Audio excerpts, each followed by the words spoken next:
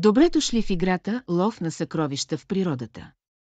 Здравейте, аз съм Тереза и ще ви обясня играта «Лов на съкровища в природата». Това е игра, предназначена за деца и техните семейства, давайки им възможност да играят на открито в паркове или гори. Участниците ще получат списък с природни предмети, които да намерят, като специфични видове цветя, листа или скали. Екипът, който намери най-много елементи от списъка, ще спечели играта.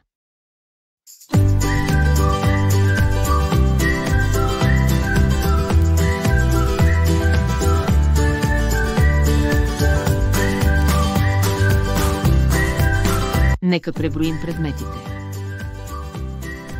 Целите на играта са да насърчат семействата да изследват природата. Разработване на умения за наблюдение и осведоменост за околната среда. Насърчаване на работата в екип и сътрудничество. Нека не забравяме да защитаваме зелените площи.